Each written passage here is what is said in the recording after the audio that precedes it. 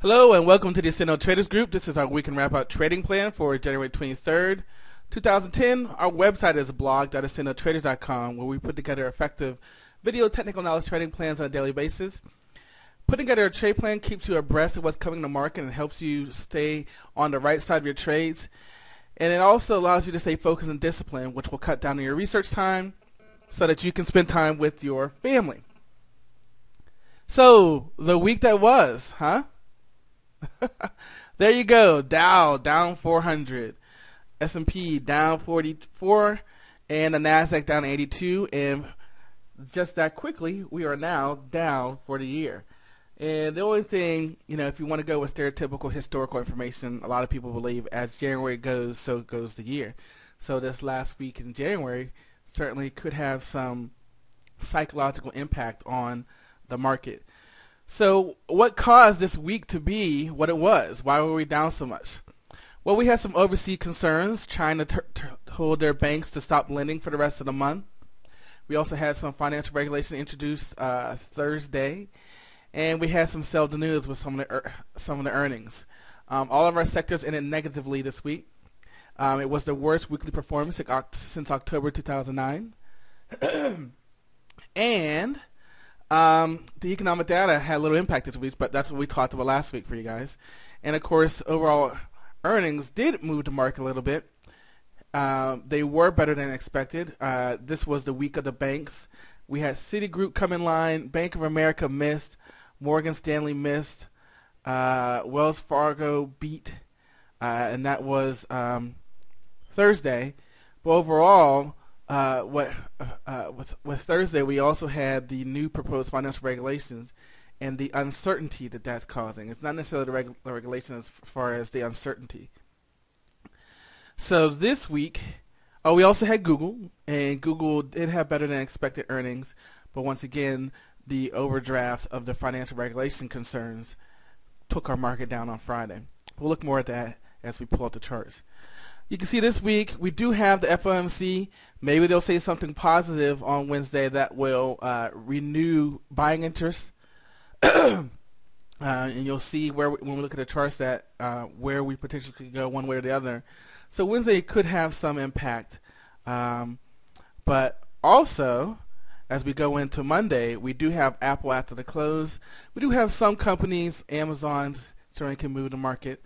But I think maybe Apple will help us kickstart a bounce, or we can continue to go lower. Okay, so we're going to start off with our internals, and you can see starting off the back that our new highs, stocks are certainly making new highs, that we've hit the resistance for the S&P and the Dow Jones at the 50-moving average. We'll see that on the chart. You can see that our breadth on both the NYSE and the Nasdaq is definitely very bearish. And the other thing we can see on our internals is our volume. On our first two push down days, we saw the volume increase. Volume increasing. We saw on our push up day, volume was lighter, and then on our push two down days, volume increased. And although it was lighter on Friday, which is sort of expected after two big push down days, it's still not off that bad. It's only 3% off of what happened on Thursday. So the volume is what's showing our bearish breadth, and it's what's showing that the push down was strong and that the market participated in the push down. So here we are looking at our daily chart of the YM, and we can see the 3-day breakdown. And what's important about this is a couple things. Obviously, first, you had to watch the 20-moving average, and this is what we talked about on the last weekend video. We said put an alert at the 20-moving average and above the highs to see which way it was going to break. Well, we broke down. Then we clearly broke the 50-moving average, and now here we are down here. So the problem is, where are we going to go from here? Obviously, we're heading to the oversold range with our stochastic indicator. You can see our ADX is getting strong, clearly showing a trend. But let's take a look just on a daily chart. What do we have here? And you can see we're going all the way back to November on this push up here, where we are matching up with the wicks down here. and we've already broken that and the 50 moving average. I think that's important. So where's our next target? Well, we have some highs, swing highs here in the basically the 10,000 range, 10,050 range, and I think that's probably going to be our next target. Now we also have this wick right here at 10,100, but you go with these wicks, this 10,500 seems to be a good place to go. Now we'll switch over to the monthly chart to get a comparison, but also take a look at the ES. Make it a little bit bigger. And we are seeing something similar where we broke in the 50 moving average. We said the same thing about the 20. Breaking the 50 moving average is important because it breaks all of this consolidation that we had during the month of December. The other thing is we said the swing low of 10,080, 10,075, we have not broken that. So there is some hope on the ES that this 10,075, 10,080 in this range here is where the buying came back in. Now, what's good about that is obviously we had a big push down like this. It certainly means that we probably need to have some buying. Strong trend. Apple earnings after the close, we may see some hesitation to see what happens there. But there is a little good news. Now, the Dow may be leading us lower, but as far as the ES is concerned, we have come down straight to a point of support.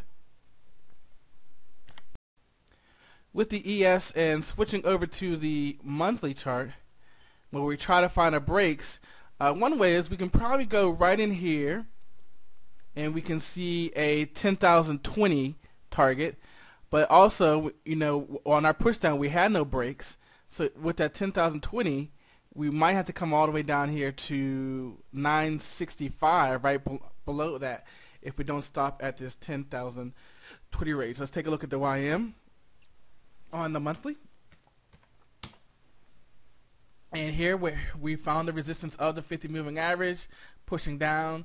As before, here we're looking at 9,300, but more than likely we see we've got 9,600 here also.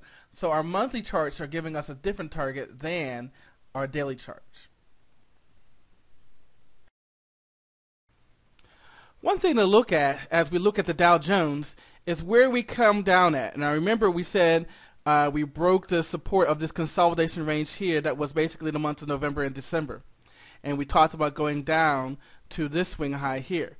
Now what's interesting about this level is that not only is it matches with the swing highs, but it also matches with this downtrend line here. This red and blue line is a downtrend line from October 2007.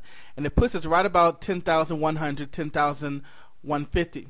And the reason why that's important is that psychologically, if we break in down through that level, well, what do? We bring ourselves back into the downtrend. So that's certainly a psychological level. If we continue to go lower and we break this level, there certainly could be more volume, more push as we psychologically re-enter the downtrend from October 2007. With the S&P, we can see the volume. We can see that same stop and pop stop like we saw with the ES. So we do have a potential break point, but again, psychologically, if we break these levels, I mean, we're certainly looking for that 10,020 level. Finally, the NASDAQ. The NASDAQ gives us the support of the consolidation range, the top of it. Now that's what's thing that's interesting here, is look at the NASDAQ. We do have 3 push down days, but nothing like the S&P and the Dow Jones. And so the push down for the NASDAQ puts us at the top of the consolidation breakout, where the push down for the S&P and the Dow Jones pushes at the bottom of the consolidation. So the top of it at this 2200 level is support for the NASDAQ. Now let's switch over to the monthly charts, and we'll see for the NASDAQ, we have a 2170 range right underneath us for support, and then we have the 50 moving average. For the Dow Jones, just like with the ES, our monthly target puts us a little bit lower, around 9,800, than the daily chart shows. I'm sorry, I went brain dead for a quick second. And finally, the S&P. The S&P gives us support right underneath it where we are right now, and then after that we got to look at really breaking. So and the summary of all of this is that if we don't bounce soon, we've got a nice little drop to go down. Not necessarily the March lows, but we certainly have a good drop ahead of us. So we had so much to show you today that we're not going to do our education portion of our video. We've got our 10-day trial futures trading room for $30. We got the intraday E-mini margins for $300 for our futures broker. We've got a great charting platform for you, and we've got a futures trading plan. Remember, guys, trade at your own risk. You can lose your money, and I will see you guys next time.